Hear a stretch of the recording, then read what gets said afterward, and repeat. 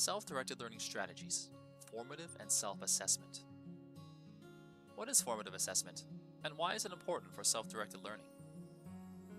It is the practice of instructors providing feedback on assignments, processes, or skills, with the main purpose of providing students with information they can then use to improve, adjust, or strengthen their work or processes.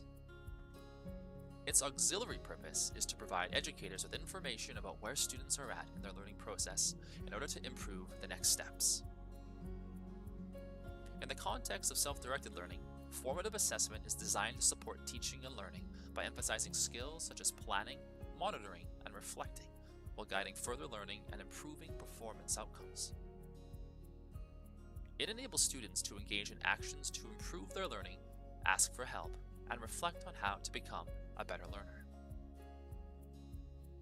It supports many of the other self-directed learning strategies directly as well.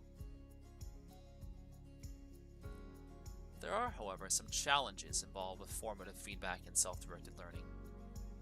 Sometimes too much formative feedback can put students on the defensive.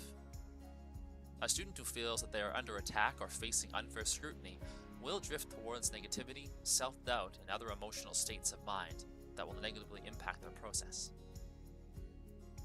One way of increasing the effectiveness of external feedback is to conceptualize feedback more as a dialogue rather than as information transmission. Feedback as dialogue means that the student not only receives initial feedback information, but also has the opportunity to engage the teacher in discussion about that feedback.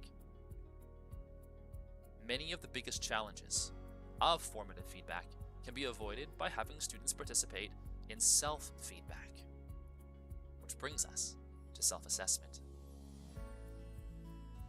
Teacher-injected formative assessment is a key component of self-directed learning. However, it fails to directly address the core outcome for assessment in this pedagogy: student-directed formative assessment.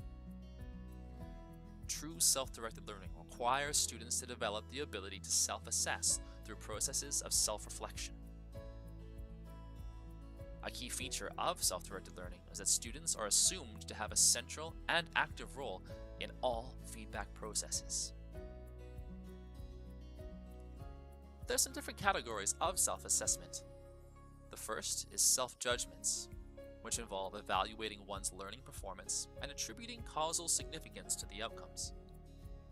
Students participate in identifying the standards or criteria that will apply to their work, and in making judgments about how their work relates to these standards. These are content and process-based assessments. Category 2 is the self-reactions. Self-reactions focus more on the evaluation of one's self-theory and emotional responses to the process. These are motivation and personal response-based assessments. So how can we help them with these different forms of self-assessment in self-directed learning? First, provide more opportunity. Self-assessment focused tasks, as well as activities that encourage reflection on learning progress, can help students hone in on and, consequently, better develop this skill set. Second, question prompts. Ask questions such as, did you meet all of the goals of the learning task?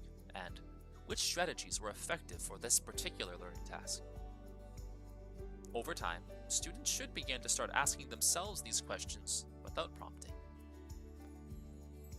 Third, pre-planned timelines that include self-reflection. Each time students set goals, particularly proximal ones, they can create a timeline that overtly includes pre-allocated segments of time for self-reflection. 4. Ensure success experiences are not forgotten or minimized. It is easy for educators to get caught up in the practicalities and challenges of learning processes and forget to highlight the small victories along the way. Reflective writing assignments, daily or weekly journals, or blogs can help students keep track of successes that can be looked back on to build confidence and positivity in the process of self-assessment. An uncomplicated way of accomplishing this is to keep a record of what students are working on and achieving by taking digital pictures or videos. It has been shown that simply revisiting those images can give students the mental fuel they need to overcome a tough patch. To continue learning about some of the strategies for implementing self-directed learning, click on one of the two other links below. Otherwise, hit the bottom right to move on to the next big idea.